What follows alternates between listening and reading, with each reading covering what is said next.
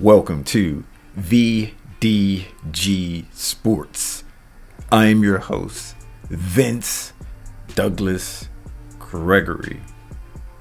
Just because I say in 99.9% of the 8 billion in the world on planet Earth feels that football is a beautiful game, that doesn't mean that it doesn't come without a downside or a dark side, if you will. And I'm not talking about just the monies. I'm not talking about the cash. No, I am talking about there's some injuries. Yes, you think bouncing a ball off your head or headbutting somebody else isn't going to come with some kind of negative effects later on in life? Then I have this magical, mythical bridge that I would like to sell you to a place called nowhere. You'll have fun there. You'll enjoy yourself. You'll say, hey, I'm here. I don't ever want to leave. This is the bestest place ever that I've been in my entire life. Well, there you go. I have this bridge and I'm selling it but the price got to be right. It's not for free, and it's definitely not for pennies to a dollar. But there's a downside to the game. There's the head injuries, there's the trauma, there's the, dare I say it, concussions. And I wouldn't be an honest truth teller if I didn't bring this up, because the other football, they hear it from me all the time. The other football that have blow after blow, hit after hit, they would look at me funny. They look at me weird. They couldn't take me seriously anymore if I didn't come for you, football, about head traumas and head injuries. It's just that yours is not that obvious to see, but it's there.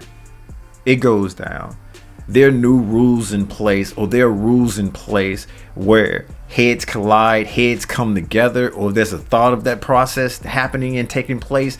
Everything stops and the player is attended to. Well, riddle me this. If the player were to have a concussion from hitting another player in the head or head smashing together, would he truly come off the pitch? Or will he just have a couple seconds, maybe a minute or so, to get his and catch his bearings before going back on? Who is the independent observer, observing and testing and making sure that a concussed player isn't carrying on, isn't playing? Serious question. Maybe serious answer. Maybe. And that's taking place, and that's happening. I don't know. Maybe there is a process. Maybe there is a protocol. Maybe the player isn't concussed. But sometime when heads collide like that and blood is flowing, how can it not be? And how does wrapping one's head alleviate the pain, alleviate the dizziness, alleviate all of the trauma that was experienced? And that's just during a game. That's just on the pitch. How about multi decades and years later, say into their 60s? Is there any ill effect, ill will that's come from all of that in the beginning of their life, in the beginning to the middle of their career? I get it. I understand. There is something out there that people suggest and know that it's troubling. It is a contact sport. Yeah, it is. The repercussions is known. But as more and more evidence comes available, that more and more evidence needs to be presented to said player, I don't think that they'll make a decision not to play or anything like that.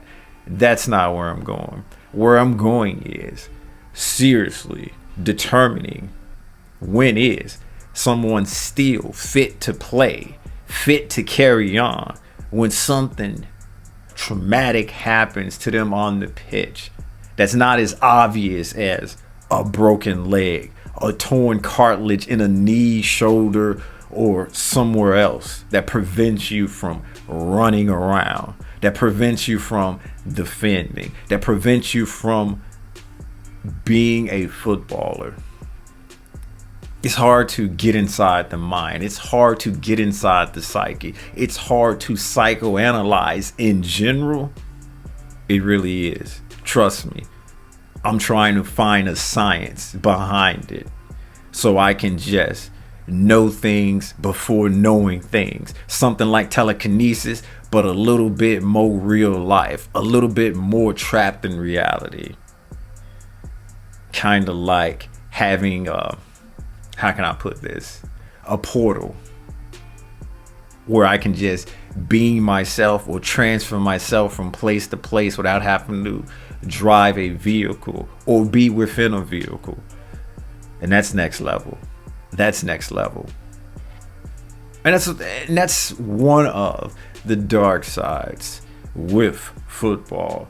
The other dark side is supporters. Supporters can be ruthless. Supporters can be cutthroat. Supporters can be a little bit with some isms. What kind of isms you pick, you choose. This is the fill in the blank time. Usually I give you multiple choices here. Usually I give you multiple choices because I'm the narrator. But now I'm saying fill in the blank. You know, just go ahead and pick which way you want to go. And going back to psychoanalyzing, that says a lot about you, which one you choose, or you choose to ignore it in general. That says a lot about you. And see, this beautiful, beautiful game does have its dark side, does have its weakness, does have some of the negatives that the other sports have as well.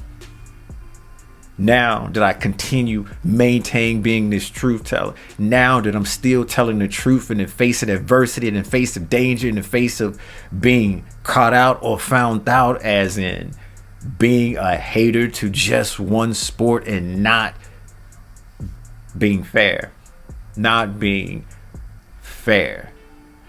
in observing all the sports the same.